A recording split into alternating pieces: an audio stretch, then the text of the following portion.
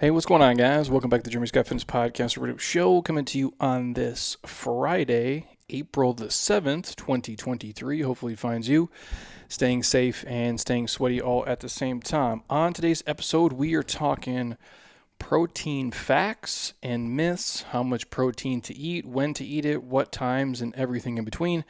This was a heavily requested episode by many of you guys out there. So thank you for that. Admittedly, a lot of these that are a little more technical are probably the most boring ones for me to do because I'm obviously here by myself speaking into the ether. But nonetheless, I'm happy to do it because I know it provides you guys value and hopefully answers a bunch of questions about protein. And we can blow some of the myths out of the water. We can make life hopefully a little bit easier for you. I'll walk through what's optimal based on all the research and the people that I asked and what I personally do and what I've seen work best here for clients and athletes and obviously everybody that we work with all across the world. So we are talking protein heavy here today. If that interests you, keep listening. If not, click and find another episode that you guys want to dig into. But before I jump in, some housekeeping things. One, quick, again, the Jeremy Scott Fitness app has been live. Thank all of you guys who are in there. JeremyScottFitness.app is the site. We give you a week for free. We're wrapping up our 40 days of fitness in there right now. All my full programs are in there. All the challenges are in there. All the mobility flows, all the nutrition pieces, all the things that you guys enjoy on Instagram. It's like that inside on steroids times 1,000. So there's more stuff in there already than you'll ever need in your life, but we're adding new stuff obviously every single week.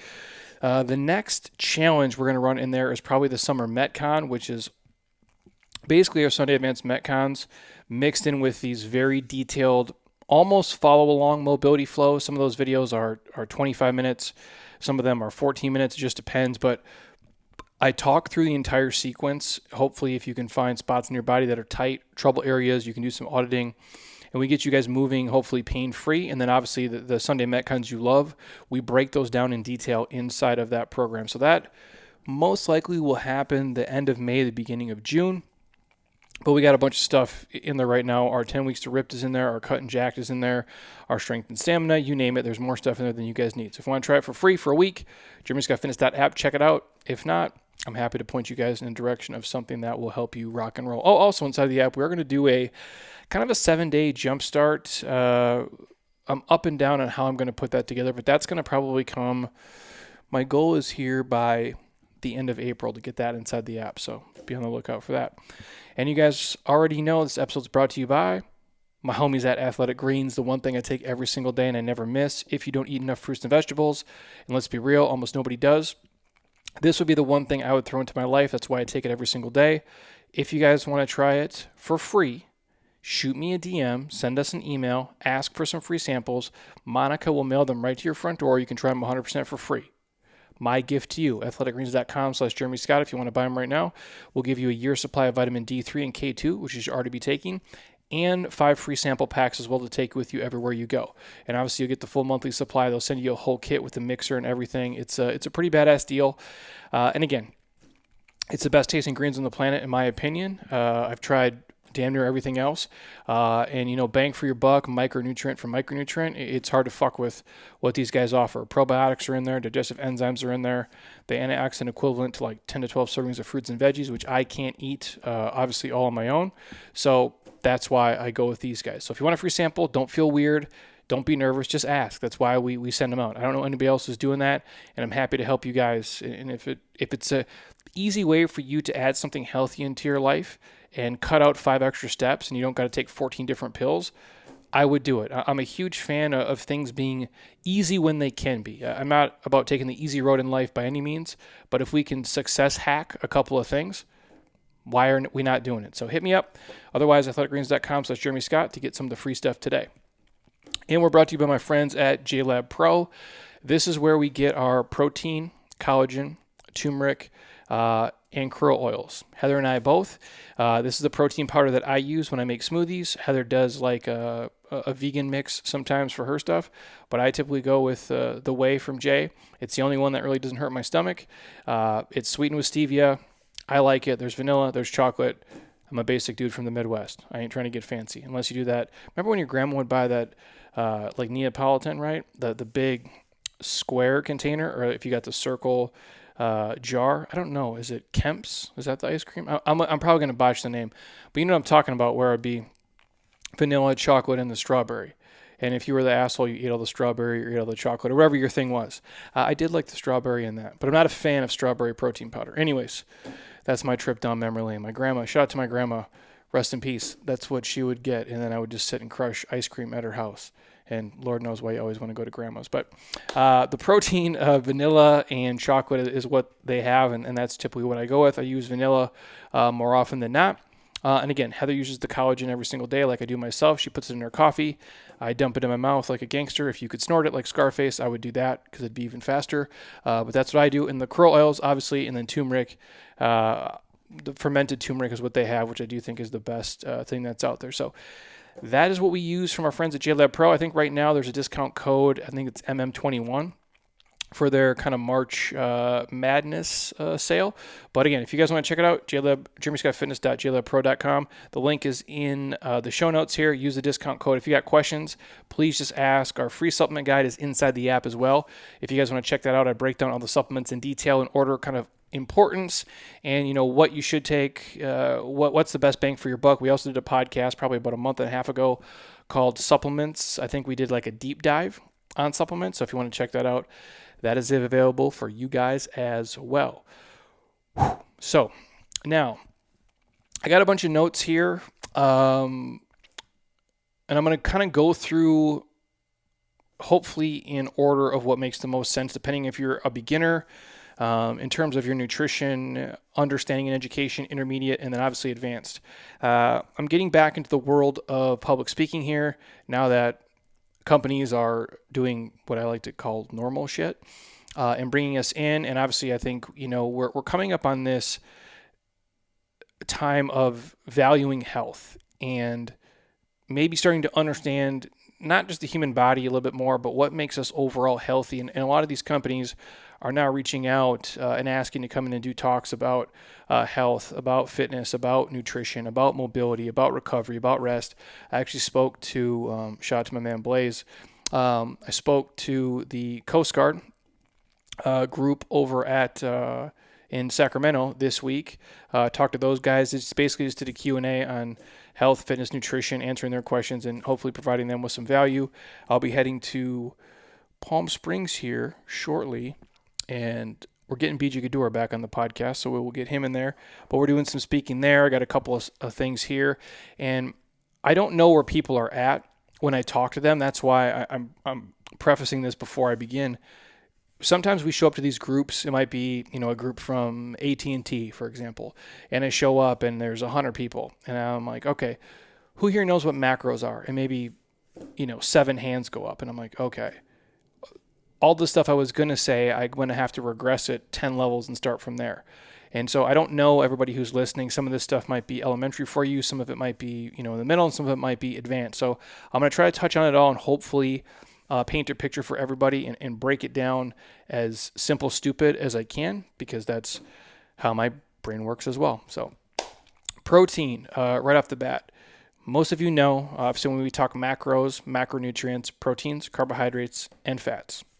Simple stuff. The micronutrients, the vitamins and minerals, that you guys know.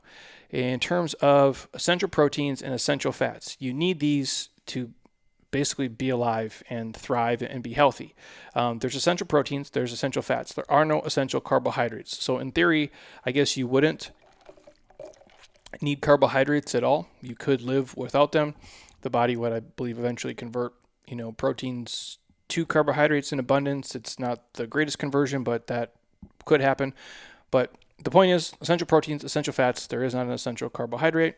I'm not saying don't eat them. They are fun. They are important. They're the body's easiest, available energy source. And so I'm a fan of adding them into my life. And it's fun to eat cinnamon rolls. And if your stomach doesn't hurt, it's fun to eat fucking pizza. Like, be a human, live life. Don't do that every day, but use those things to your advantage, pre-workout, post-workout, whenever it kind of fits into your day.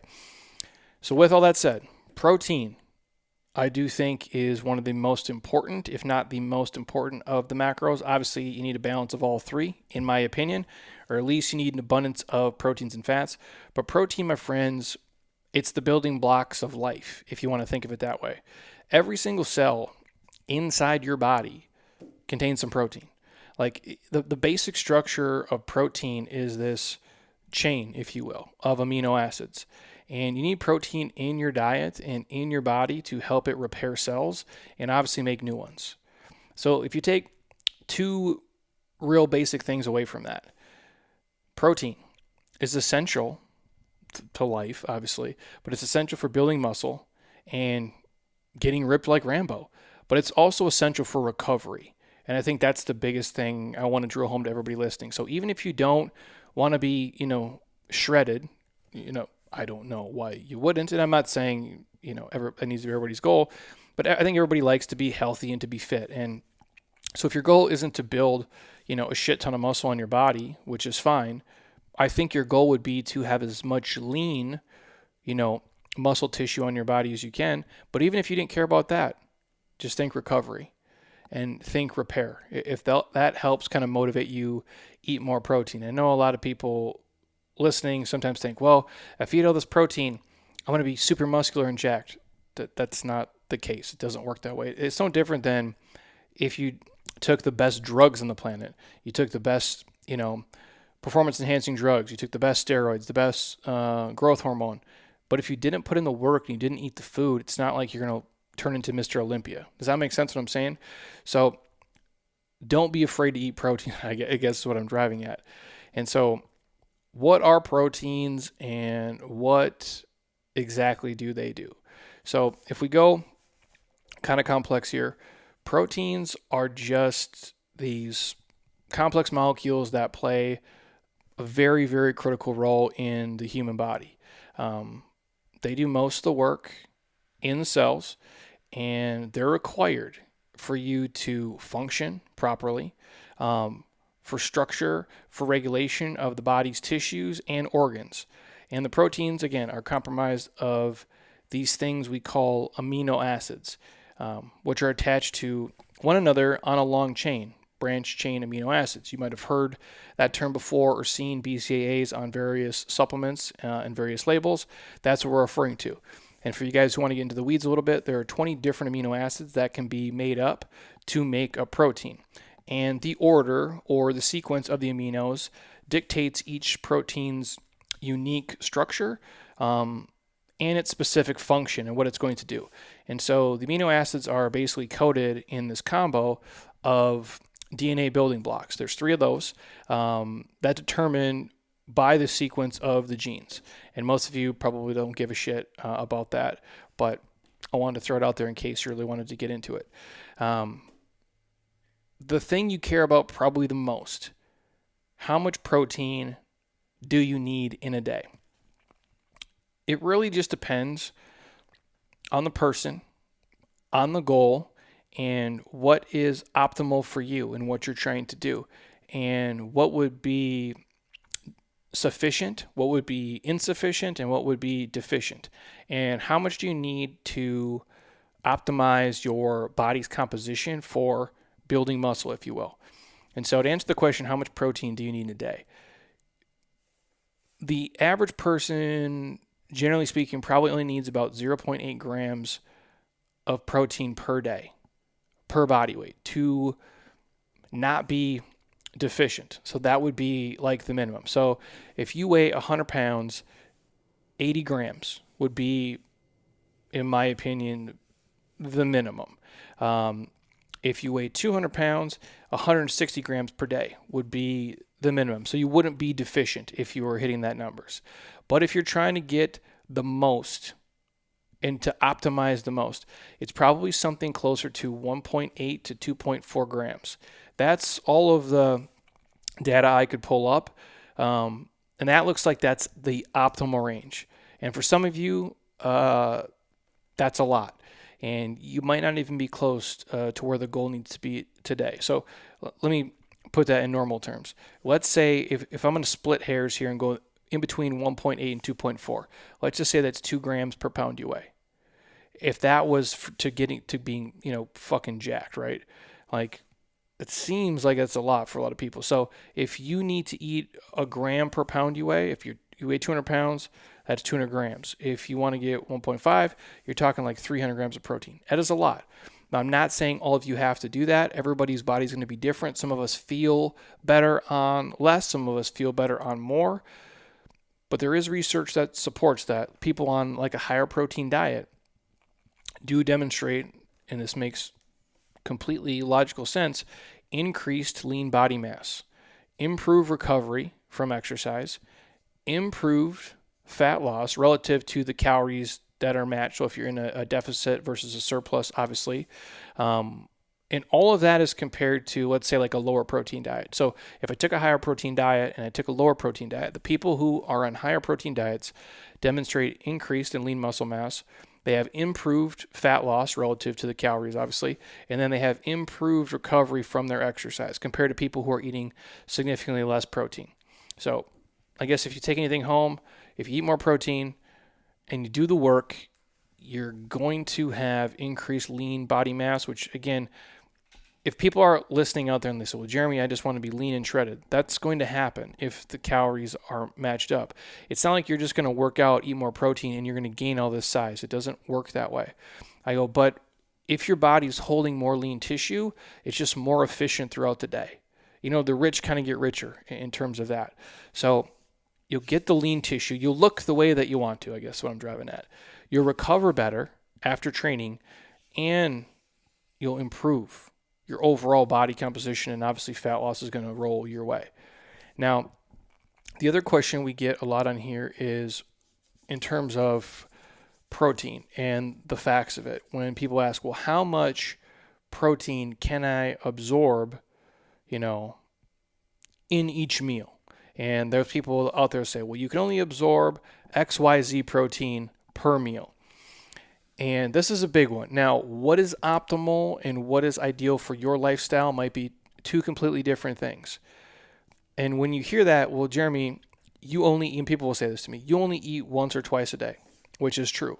That works for me. That's what makes me feel the best. And they'll say, well, you can only absorb 20 grams of protein per meal, or you can only absorb 30 grams of protein per meal. I don't know what you can absorb, if that's the word we're using. The better question would be is, what is the optimal amount of protein at each meal that is helpful, beneficial, or useful for muscle building and protein synthesis? And all the data I could pull up says anywhere from 20 grams to 40 grams per meal, depending on what type of protein is. That's the range that you can maximize. And I put an asterisk by that and say, depending on what type of protein it is, because there's a difference between just kidney bean protein and steak protein. And I'll touch on incomplete proteins and complete proteins in a minute. But anybody listening out there who your coach or your friend said, you can only absorb 20 grams of protein or 30 grams of protein per meal, that's not true. Now, if they want to say you can only,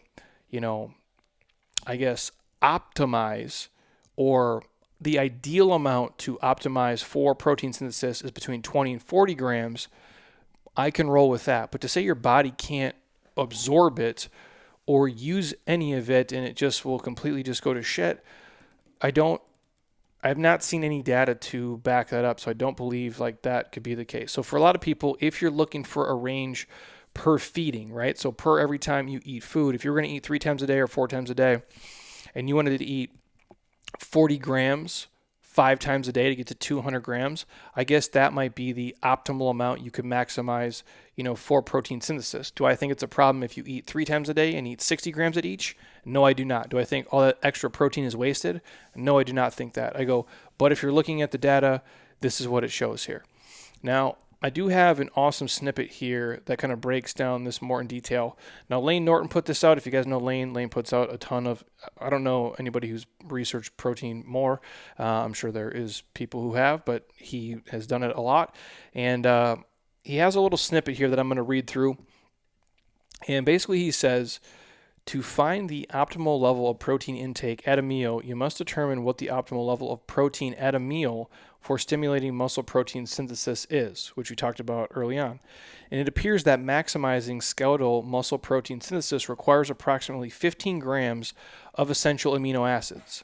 So it's been postulated that the amino acid leucine is responsible for the stimulatory effect of dietary protein on protein synthesis, and 15 grams of essential amino acids would contain 3.2 grams of leucine. And if I'm losing anybody, just bear with me for a second because I'm going to make this make sense. So in order to determine how much protein for a specific source is required to elicit the maximal response, it may be useful to back calculate how much leucine is contained in the source. One could determine how much protein of the source must be consumed in order to reach the leucine threshold. So, for example, and if you guys are asking, well, Jeremy, what the hell is leucine? Leucine is this amino acid that is very powerful, and it plays this vital role here. So if that's what we're looking at, and again, this is for the nerds out there. I'm trying to touch on all levels here, everybody. If your whey protein is approximately 12% leucine per gram of protein, therefore, about 27 grams of protein from whey would be needed to be consumed to reach the threshold for maximal anabolism, whereas a source like chicken, which has a protein content of 7.5 leucine, would require 43 grams of protein to reach the leucine threshold required for maximal stimulation. So it appears the maximum benefit for protein at a meal varies depending on the source of protein. It's important to note that most of the studies that were done with these numbers here were on people who weighed approximately 155 to 165 pounds on average. Now that's for my nerds out there, my bodybuilding guys who want to get real deep down the rabbit hole. If you wanted to break down how much leucine is in my protein source and how many grams do I need based off that. Now, for most of you people listening, that is not you and you do not give a shit, but I want to throw that out there. So if you're looking at amino acids, if you're looking at protein sources, I would say look at the protein source you're eating and look at the leucine content in that, and then you can calculate the numbers from there if you really want to go crazy. But for most of you, it's just eating protein at every single meal, wash, rinse, repeat. And when I say proteins, you don't have to just eat complete proteins, but you'd like to make them complete proteins. So you can actually, basically, you want all the building blocks of life and you want the building blocks of giving you muscle. And for people listening, well, Jeremy, what is a complete protein? If a protein you eat has all 9 types of aminos that you get from food, it's called a complete protein. So great sources of complete protein would be things like fish, chicken, turkey, duck, eggs, steaks, the dairy products, milk, yogurt, cheeses. Those would be complete proteins. So think like my meats and my dairy products would be my complete proteins. The incomplete proteins would be if the protein you eat doesn't have all 9 types of amino acids that you get from food. That is the incomplete protein. Well, what are incomplete protein examples? Those would be things like whole grains, brown rice, your whole wheat breads like Ezekiel products, nuts, and actually, you know what? I'm full of shit. I believe the Ezekiel products are complete proteins. I believe are they the only sprouted grain that's complete protein? Someone can fact check me. So your Ezekiel bread, dude, I don't have it in front of me. The Ezekiel bread is a complete protein. I actually want to pull this up now because I'm going to lose my mind. Is Ezekiel bread? I'm almost positive it is. I bet my life on it. The combination of grains and legumes in Ezekiel bread makes the protein available in the bread source a complete protein, meaning it contains all 9 essential amino acids you must get from your diet. Boom, roasted. I knew Ezekiel bread was the shit. It's the only bread we eat at our house. I like the cinnamon raisin personally. It's great. Put that thing in the toaster, put a little bit of peanut butter and honey on that. Man, it's like cheating on your wife. It's amazing. I'm kidding everybody out there. But it is like cheating on your diet for sure, even though it is healthy. And it is a complete protein. What an amazing thing that is. So anyways, if I get back to the incomplete proteins. Your incomplete proteins would be whole grains, like brown rice and whole wheat bread, just not Ezekiel bread because Ezekiel bread's on some gangster shit. Nuts and seeds, vegetables, legumes, things like beans, peas, and lentils. And that's why I said earlier, eating 40 grams of, let's say, kidney beans versus 40 grams of a ribeye steak is not the same. One's complete, one is incomplete. So hopefully you guys are riding with me. And if you're wondering, well, Jeremy, is there anything I can pair with my, incomplete protein to make it complete, especially if you're, maybe vegetarian or vegan? And the answer is yes, you can. So if the example is if you like beans, and I use beans because beans are powerful, right? So what can I eat with beans to make a complete protein? The combination of, let's say, beans and rice creates a complete protein. How badass is that? Beans alone and rice lack some of the essential amino acids, but if you eat them together, each contributes what the other is missing in order to form a complete protein. And that's the badass thing about it. So when I do, and I'll touch on this later, some of the things that I do just quickly before I go. Obviously, I eat meat. You guys know that if you watch my Instagram and you watch the things we put, obviously on the app and we share with the world. I'm a steak guy. I'm from the Midwest, dude. Steak and potatoes. Or I was a kid, my dad. You know what? Now I think about it, I don't think my dad has ever grilled a fucking steak. I mean, I'm sure he has in his life, but I've never seen it in my lifetime, and he sure as hell's never grilled one for me. When I was a kid, it would be chicken, and my dad, I'll give him credit, he does make chicken way better than I do on the grill, but it'd be chicken and burgers. Just, basically burger patties and chicken. And when I go back once a year, I buy a bunch of steaks and I grill them there and I leave them for him, and I know he eats them. But this cheap ass ain't never bought them for me. So when people say, Midwest steak and potatoes, that's for the rich folks. Where I was at, it was chicken and potatoes or ground beef and potatoes. But I digress.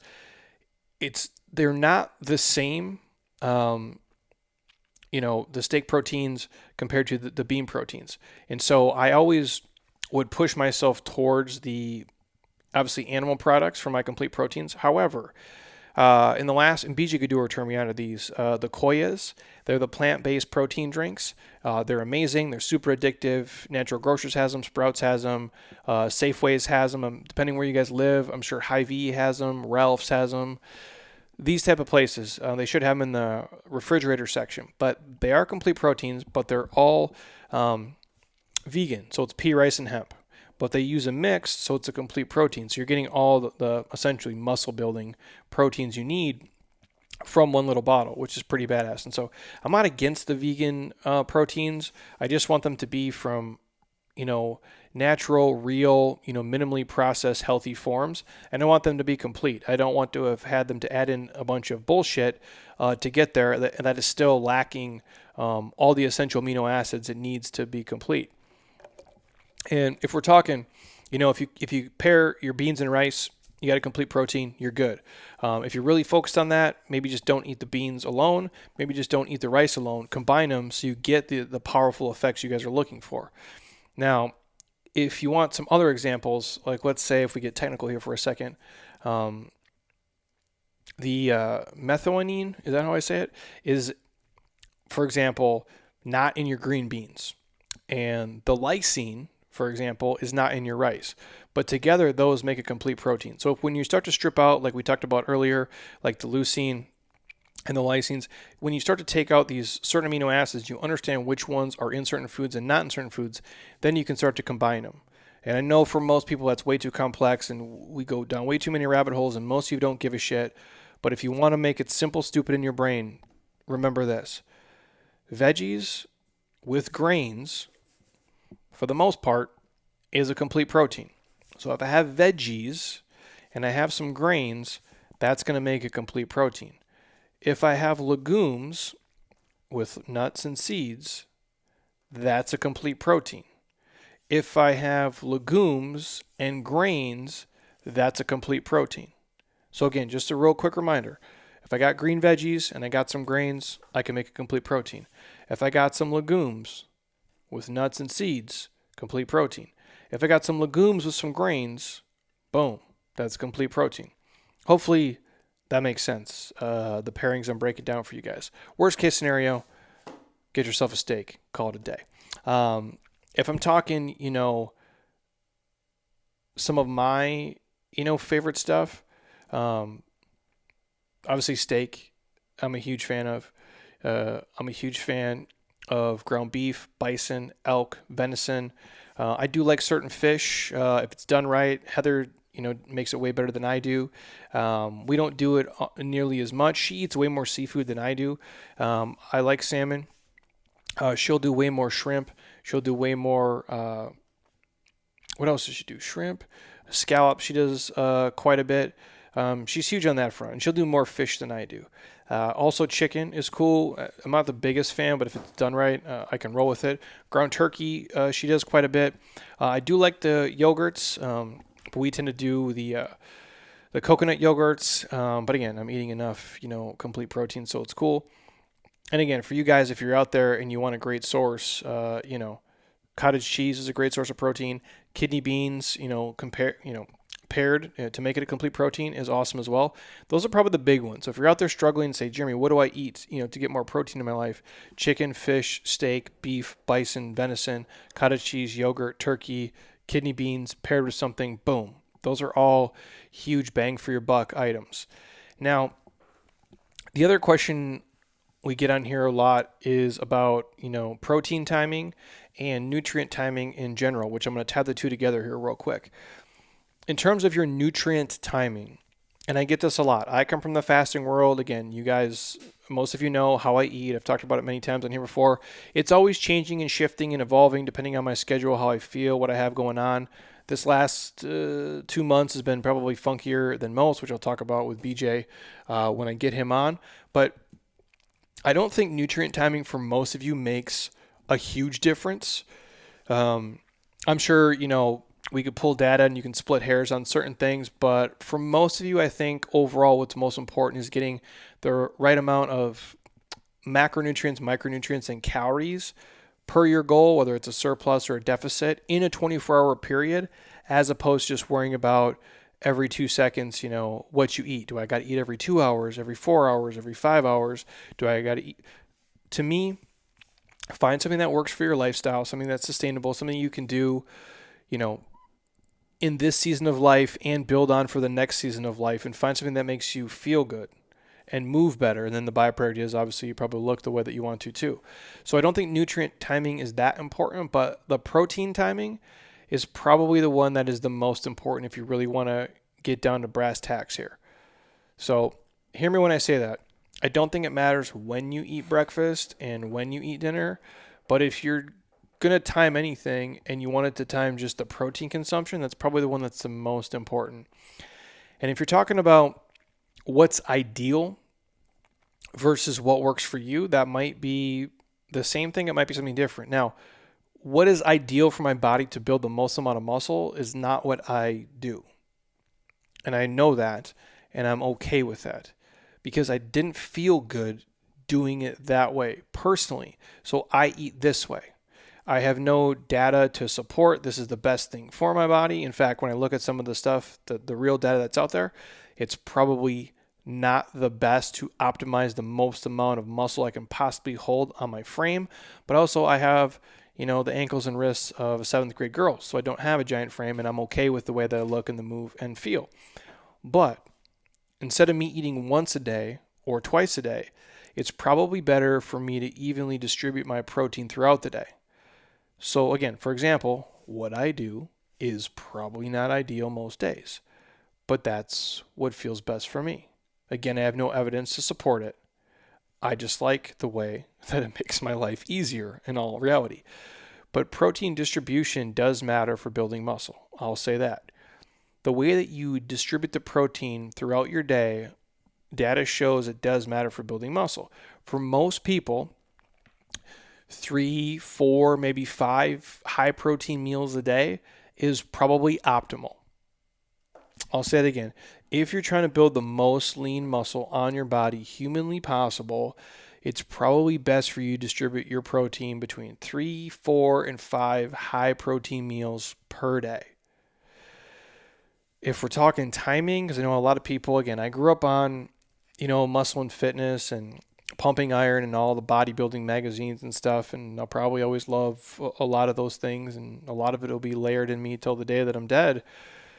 And I know we used to be like, well, you gotta, your pre-workout window's got to be this, and the post-workout, if you don't eat within 60 minutes of your workout, you're going to completely lose all your muscle. And I do not believe that is the case.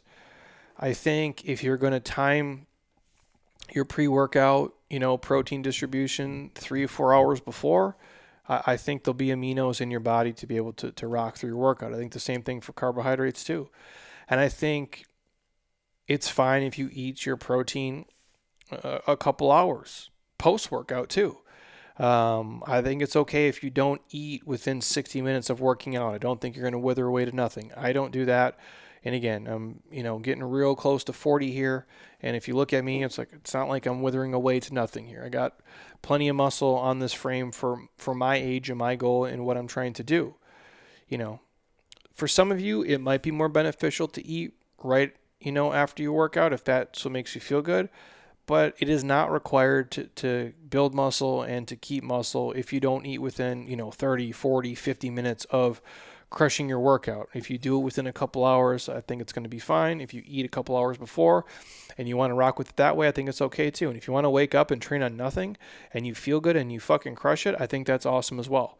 Again, we can pull data on everything to find what is optimal for, this person X, but that might not be optimal for person Y.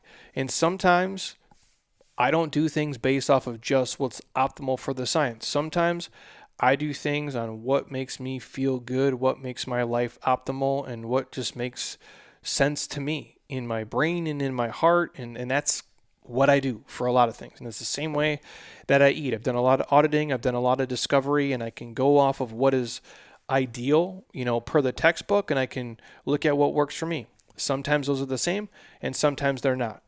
And again, it's just like how certain mobility drills are great for some people and some aren't as beneficial, just based on your body type, biomechanics, what works for you, your mind-muscle connection, you name it. Some exercises are great. Some people think the back squat is the greatest thing ever for them. Some people think it's the fucking worst. It's the same thing with nutrition. I got to eat right when I wake up. That's how I start my day. It's how I crush it. I feel amazing. And then there are people that wake up and they're like, I wake up and I eat and I feel like a groggy bag of shit.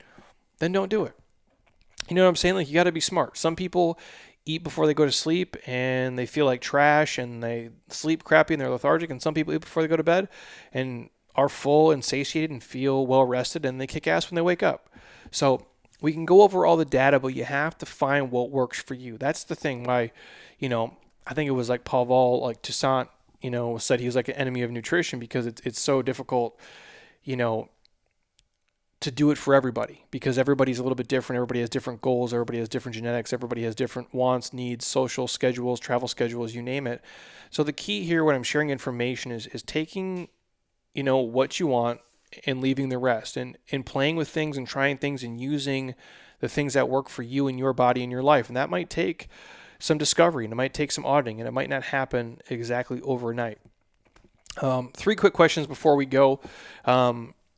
Which people asked based on this podcast. Number 1, is protein bad for the kidneys?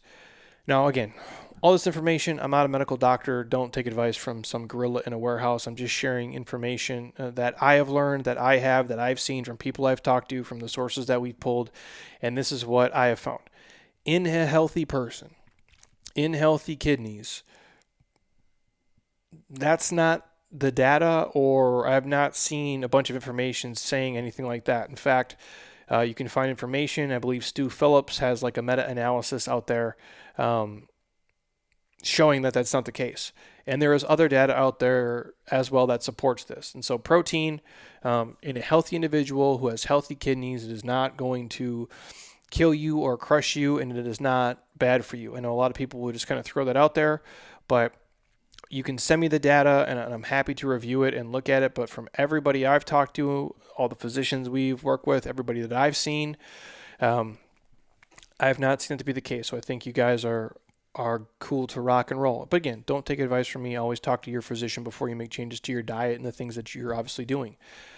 The next question was benefits of protein powder. Obviously, real quick off the top, it makes life easier for sure. You get a ton of protein packed into a little condensed scoop, and it's generally way cheaper.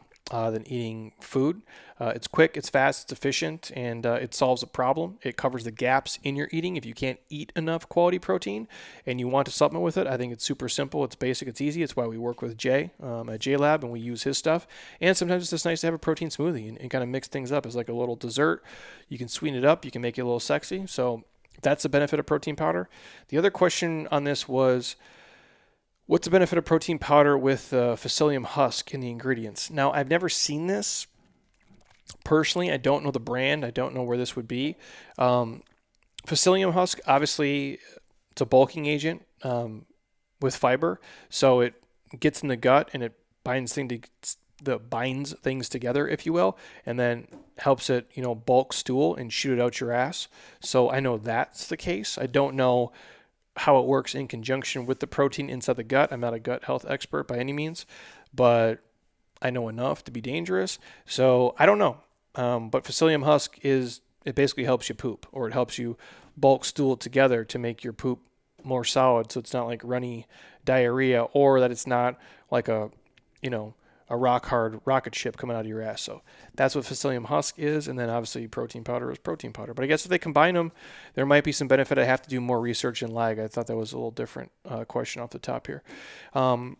Best workout in the app to build muscle. Really depends on, how you're eating. Obviously, like anything. If I was to pick one to kind of get everything well-rounded, and I just wanted to focus on load while still getting enough functional movement in, strength and hypertrophy, I do like the 10 weeks to ripped program. I know we didn't call it 10 weeks to build muscle, but I like it because it's 10 weeks, so it gives you at least a decent amount of time to go through patterns. You're squatting, and again, when I say squatting and deadlifting, it doesn't mean back squatting. It doesn't mean, barbell deadlifting. You can do every variation of either one. It doesn't matter. We give different prescriptions. We mix it up inside there. But you're doing the big compound movements at least 3 times per week. So whether it's horizontal pressing, vertical pressing, whether you're hinging, or whatever squat variation you're doing that at least 3 times per week. And so a lot of those are strength focused. And then obviously we build in all the hypertrophy ranges inside there as well for the accessory moves. And then on the quote unquote other days, we have like little, I don't want to say hit because it's not always the case, but more metabolic type days where we still do throw in a lot of, I don't want to say bro work, but hypertrophy stuff in there where you'll be doing curls and push-ups and pull-ups and those things.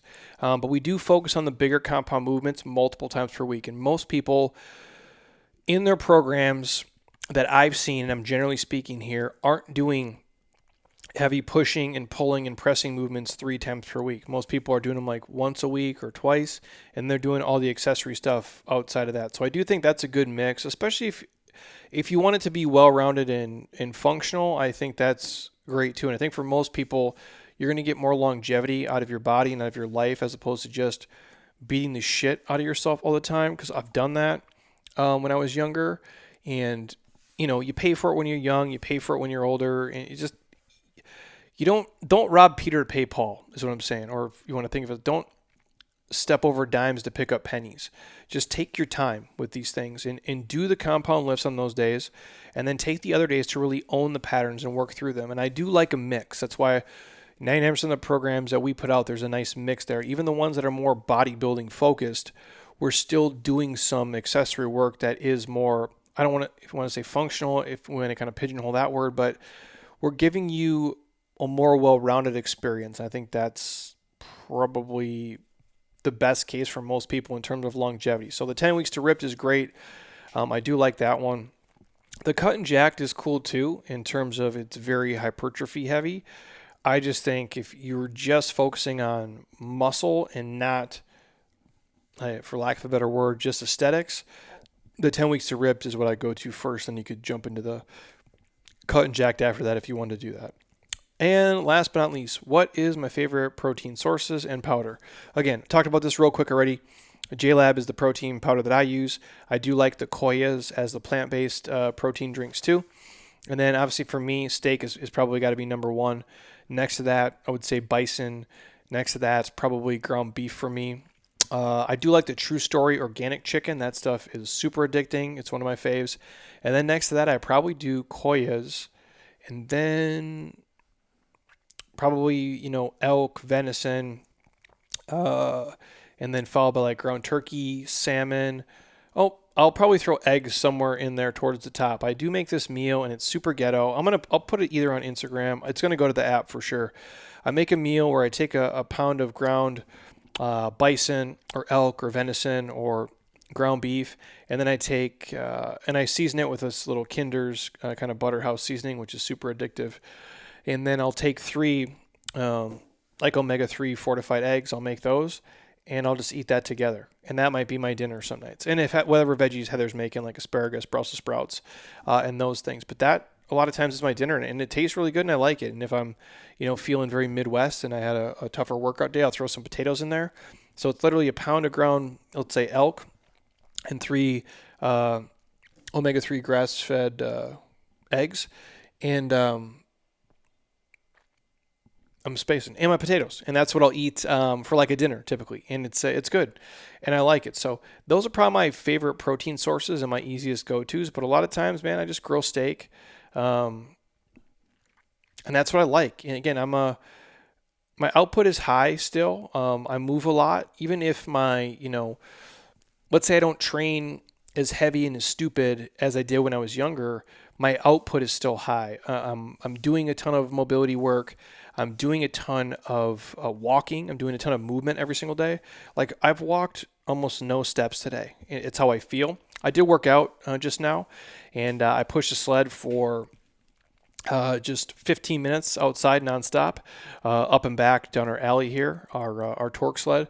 I put on the Michael Myers theme music, and I just pushed and that's not a joke, you guys. I really do listen to Michael Myers theme music when I work out most of the time. It just helps me get into this mindset.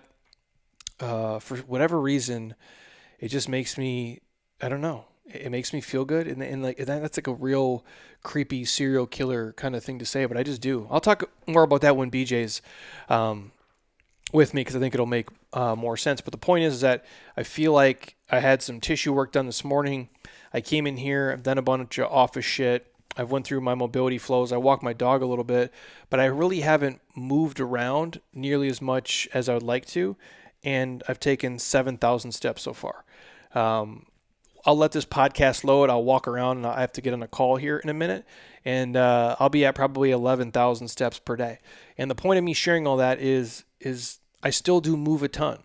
So even though I might not train as heavy as I did at 26 or do as much of that, I'm still moving a ton. And you have to kind of gauge that. If you're going to change, goals in your life as you age, if you're going to shift and do different things, just be aware of the output that you're doing. And that's, obviously going to dictate how much food you put in your body, how much protein you need, and what you need to fuel everything that's going on. And I'll say this real quick for everybody, and this has nothing to do with the episode today. I just think for most people, just walking, man, and I know I've talked about this before, it does so much for you. It really does. And I don't mean just bullshit walking, like a brisk, kind of mall walk, if you will. Or if you're going for spine health, if you want to talk like old school, like some Stu McGill shit, like arm swinging, like when you walk. Have you ever seen that Chris Paul commercial, State Farm, where he's like doing the speed walking? You ever see those people? They walk fast as shit. It's impressive. I do that here. We have the air runners here, which are the treadmills that don't have a motor. I'll just get on those bad boys, and I'll literally just arm walk. Sometimes 10 minutes, 5 minutes for sure every day. A lot of times I'll just do 10 minutes. I go outside a lot too, but I like on the air runner because I can see the pace, and I'm walking at a pace that's probably like an 8.5, 9 minute mile. Like that's a pretty good clip, man. Like most people can't, and I'm saying not most people listening, most average people can't run a fucking 9 minute mile. They just can't. Like they just don't have the capacity to do it. And if I can do that every day, I'm like, one is great for your body. 2, it's great for the spine. 3, it gets your heart rate up. It gets the hips moving. It gets the upper body moving. For a lot of you, you might even feel like the upper back, the shoulders, the external rotators get tired. If you want to grab like little 2-pound dumbbells and put them in your hands and be a super gangster, you can do that. But I share that because it buys you space in your diet, right? Like you have this, You can eat an extra, if we're talking goals here, 2, 3, 400 calories just off of these brisk walks you're interjecting into your day. I'm not saying go do that. I'm not saying walk and then fill your face full of Girl Scout cookies, but it does make a difference. Not just one day, but as that starts to compound, it's huge. And so if you're looking, even if you guys are training hard for 30, 45, 50 minutes, 60 minutes a day, a couple days a week, but the other days you're not taking more than 2,000 steps, I think you're missing out on some huge progress and some huge gains you could be making here. So my advice, do the walking, but legit, like a brisk arm walk, like you're on a fucking mission. And yeah, your friends might think you're crazy and they might think you look like Michael Myers walking down the street, but dude, it's okay. It will help you. That's all the questions in the clips I had from here. And I do want to share one thing from Mike Samuel before I let you guys go. This is for everybody out there who's a creator. Everybody who has a personal brand, everybody who runs a small business, everybody who wants to kind of carve out a niche for themselves, everybody who likes to paint or to draw or to take pictures or to write or to share things and to just be creative and have an outlet that may live on the internet, whether that be video or writing or photography or painting or whatever the fuck it is. If you're scared to do that stuff, please let that shit go and please start putting yourself out there. Please, my friends. You're going to regret it 10 years, 20 years, 30 years, 40 years, 50 years from now that you didn't take a fucking chance and you didn't put yourself out there. And I mean that with the utmost sincerity. I know it's tough for a lot of you guys. I have my own issues and insecurities. That is not one of them. Clearly, this is episode 530 of the podcast. I've said so much dumb shit on here or, mixed up my words or misspoken or you name it. It doesn't matter. I've posted on Instagram 5,000 and sometimes. I post on Facebook 7,000 sometimes. I've sent out, 13,000 newsletters over the years. And half the time people are like, Jeremy, you don't even know how to use punctuation. And I'm like, facts, buddy. I don't. And I also don't give a fuck because I'm trying to help you and this is what I'm doing. And the reason I share all that is because Mike Samuel put out this great piece about posting content. Now, backstory, Mike used to be in fitness. I don't know if he still is doing anything in fitness at all, but he's a copywriter and he's a good one, and the stuff he shares is very beneficial, and I wanted to share it to you guys. And I'm not just limiting to copywriting. I'm limiting it to you sharing anything with the world, whether it be in person or on the internet or everywhere in between.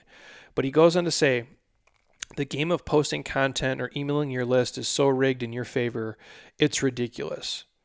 There isn't a lower risk and a higher return marketing strategy out there. Think about that. There isn't a lower risk, higher return marketing strategy out there than sharing shit with the people who are choosing to follow you, whether it be on Instagram or Facebook or Twitter or LinkedIn or via your email. So start fucking doing it. What are the risks of communicating to regular people who follow you on a regular basis? What are the risks? Well, I guess the first one is you're wasting your time. But then if that time is spent practicing so you get better, that's not really a risk.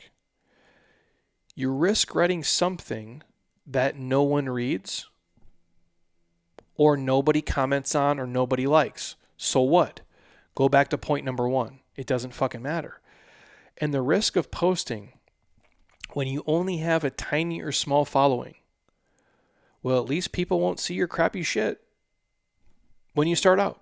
So who cares, right?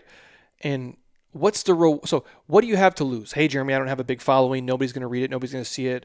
Nobody's going to care. Awesome. Then keep posting till you're fucking awesome. Keep sharing till you're great. Keep sharing till it gets better. And then eventually they'll see it and they'll think you're a fucking rock star because they didn't see all the dumb shit you did 15 years ago.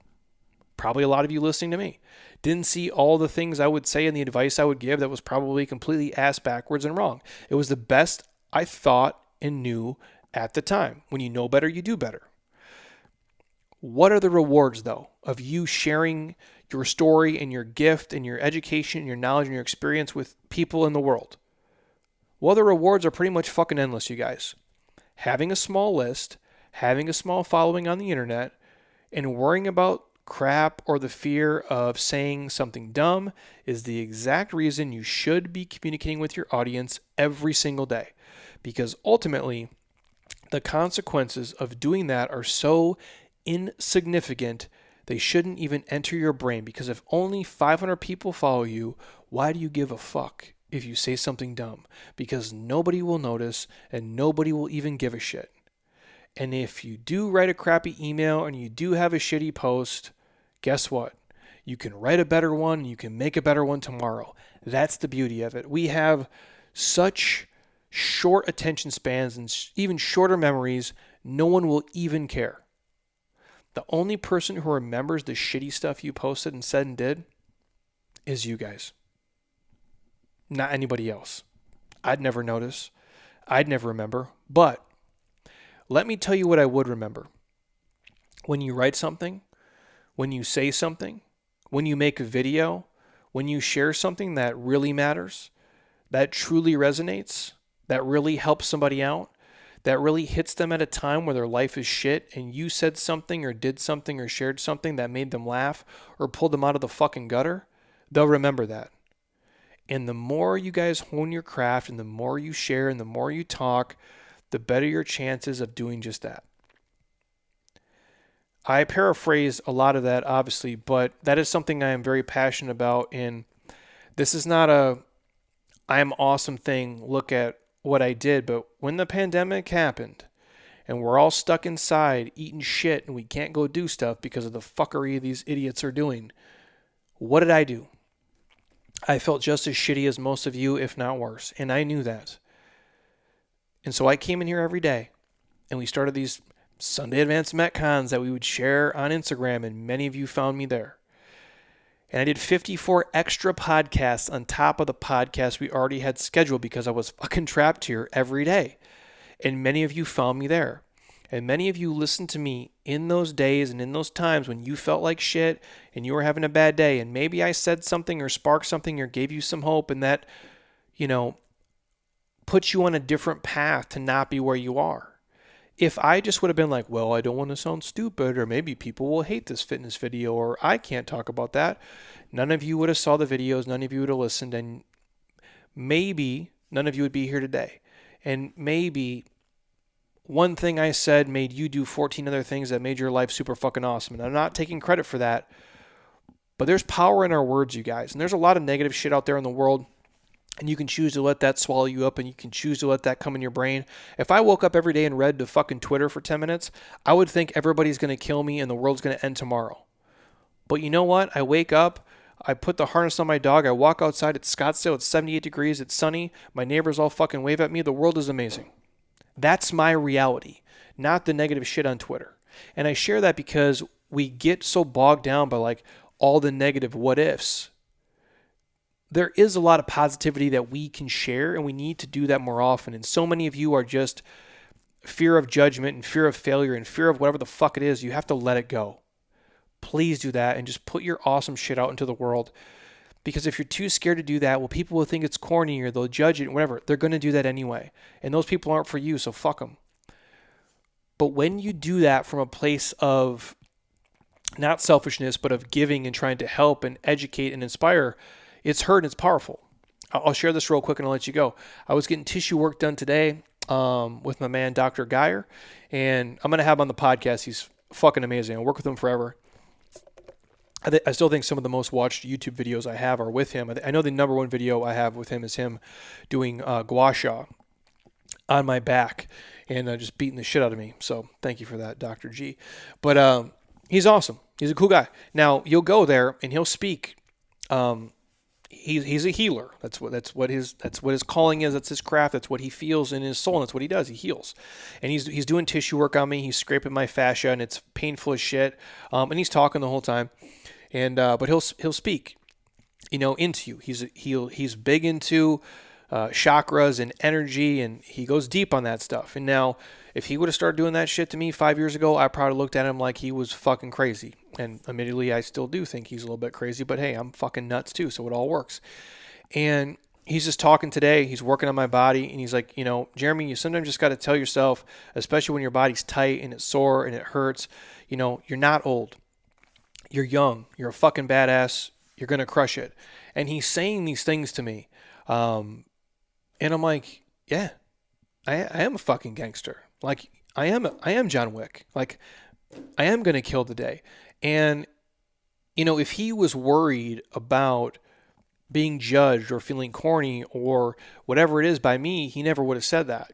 But he's gotten to the point where he doesn't give a shit. He's going to fix me one way or the other, right? And he's saying that, and I'm like, yeah, I am a badass. Like, I am a serial killer. I am going to have an awesome day. I am going to go fucking work out. And I was probably already going to have a good fucking day anyway. But just hearing that from somebody else, even for me, is awesome. And you guys all have the power to do that to other people, to your mom, to your dad, to your husband, to your wife, to your friends, to your family. Just put it out there.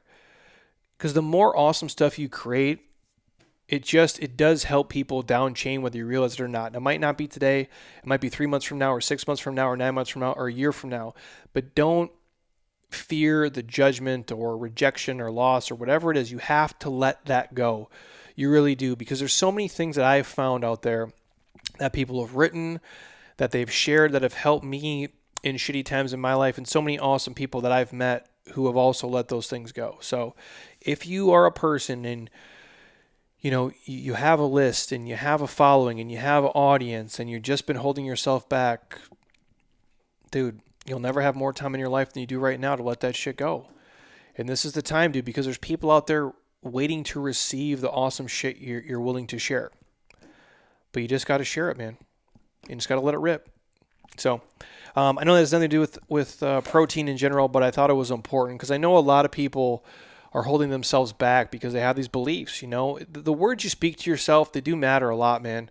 And if you always like, well, it's the Eeyore, Winnie the Pooh shit. Oh, poor fucking me.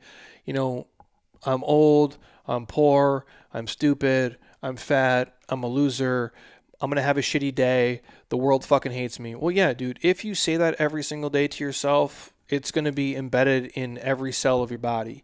And if you're always watching negative shit and surrounded by assholes, that's going to be what you become.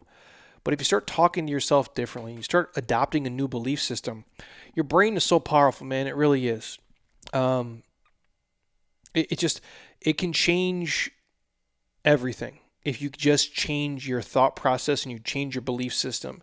And you can't just say things with no action, but if you say things and then you do the things behind those, I mean, man, your whole world can evolve. And I say this all the time, dude, my life could have went 15 different directions. And the fact that I'm fucking here talking to you in this building, in this city, and this is my life, and this is what I've gotten to do, and here's the people that I'm friends with and get to talk to, and all of you listen to this, I'll never get used to it, man. And I'm so grateful, and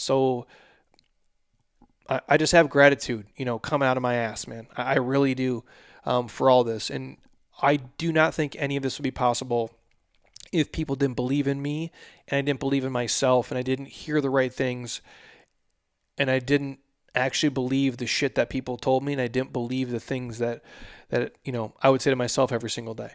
And so don't be your own worst enemy, you guys. Share your shit. Believe in yourself. Be fucking awesome. And if you got to wake up and tell yourself that, like, hey, wake up, look yourself in the mirror and be like, you know what, I'm fucking awesome. And I'm going to have an awesome fucking day. And just repeat that like 15 fucking times and just go out and kick the shit out of the day. And even if you take a loss, it's okay because guess what? You're fucking awesome and you're going to have an awesome fucking day tomorrow. Take that with you, everybody. If you want to join me on the Jeremy Scott Fitness app, all this crazy shit's in there, plus all the awesome workouts and fitness stuff I give you. JeremyScottFitness.app. You get a week for free. If you want a free sample of Athletic Greens, please ask. I'm happy to send them to you.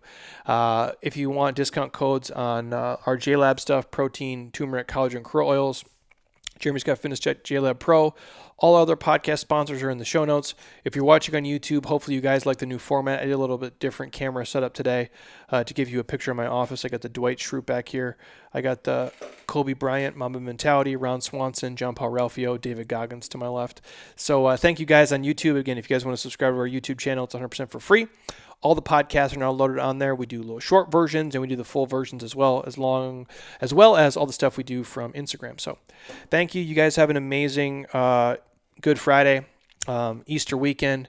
Be safe. Call your mom. Call your dad if you're lucky to still have them. Don't just text them. Fucking call them. I'm saying that partially because I have to call my dad too. It's been months and months and months before I've talked to him. So time to call Clint Eastwood from Gran Torino and see what he's up to these days. But that's on my docket. And again, like I said, my plan is to get BJ Gadura on the podcast here later next week. So that's always going to be a banger. And so him and I will talk all things health, fitness, and everything in between. So if you got questions for BJ, send them over my way. I'll ask the Sultan of Sweat himself what Uncle BJ has got going on. So thank you guys. I appreciate you. I'm grateful. If you're an Apple Podcast, drop it a 5-star, leave a comment. I appreciate you. If you're on Spotify, drop it a 5-star. And if you guys really love what we do, in the show notes, there's a link to Google reviews.